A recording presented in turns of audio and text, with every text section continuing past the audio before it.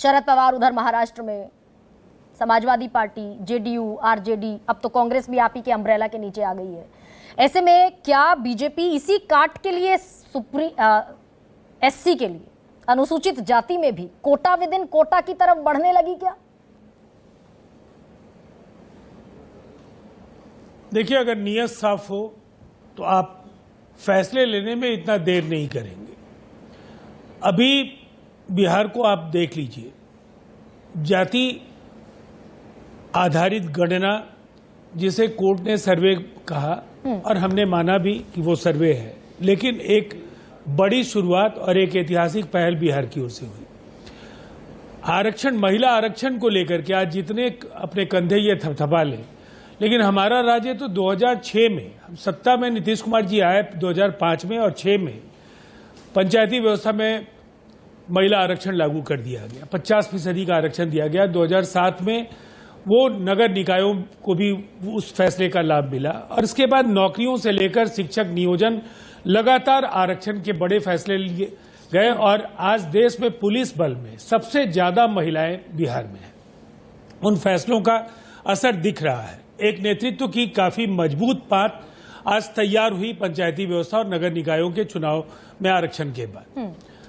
अब ये सवाल, अभी जो एससी एसटी को लेकर के जो बातें कही जा रही हैं, बिहार में तो महादलित मिशन बना और महादलित मिशन बाजाप्ता उनके कल्याणकारी योजनाओं के लिए बड़े बजटीय प्रावधान हुए और बहुत सारे कल्याणकारी कार्य भी वहां हुए। नहीं, ये ठीक है राजीव, पिछड़ों के बीच अति पिछड़ी जाति के लिए बाजाप्ता बिहार सरकार ने कमीशन बनाया। बात बताइए कि आपका लक्ष्य ये था इंडिया मैं आपके सवाल का ही जवाब दे रहा हूं, मैंने इधर उधर कहीं आपको नहीं समझाया। चलिए ठीक है, आप कहिए अपनी बात। देखिए, मैं बस इतना कहना चाहता हूं, गरिमा जी, दरअसल इंडिया की जो ताकत है, अब वो एक अपराजय गठबंधन के तौर पर हम तब्दील हो चुके हैं। जो सर्वे जिन पर की प्रबंधन का बहुत असर होता है, लेकिन अब वो भी चीख चीख कर कहने लगे हैं कि इनकी हालत अब खस्ता हाल है। जिन राज्यों में चुनाव होने वाले और देश में जो लोकसभा के चुनाव होंगे, ये बिल्कुल तय है कि भारतीय जनता पार्टी की वापसी नहीं होनी है। अब देखिए, जो हेडलाइंस चुराना, लोगों का ध्यान बांटना, वन नेशन वन इलेक्शन, ऐसा लगा कि ये भी एक सर्जिकल स्ट्राइक है। न विपक्ष को पता, न देश को पता, एकाएक आए और थोप दिए, इसलिए कि उस समय मुंबई में बैठक हो रही थी और बैठक के जो हेडलाइंस बनते उसको पूरी तरह से दूसरी तरफ मोड़ने के लिए अब चैनल्स पर बहस दिखने लगे। वन नेशन वन इलेक्शन क्या प्रासंगिकता है, क्या भविष्य होगा, इन पर शुरू हुआ। उसके बाद एकाएक आया स्पेशल सेशन।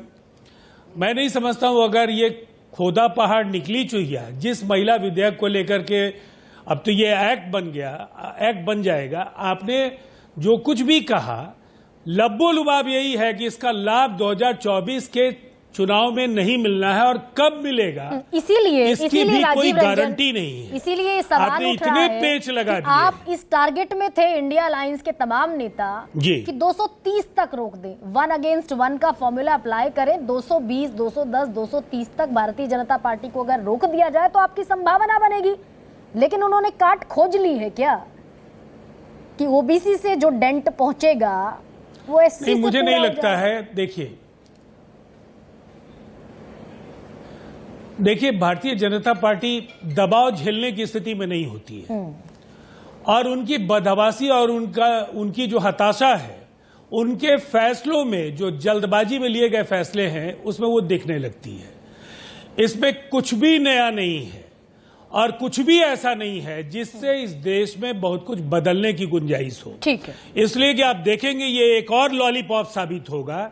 ये पूरी कवायद ओबीसी जनगणना को लेकर, जाति आधारित गणना को लेकर, कास्ट सेंसस को लेकर जो एक गंभीर एक पहल है इंडिया की, उससे लोगों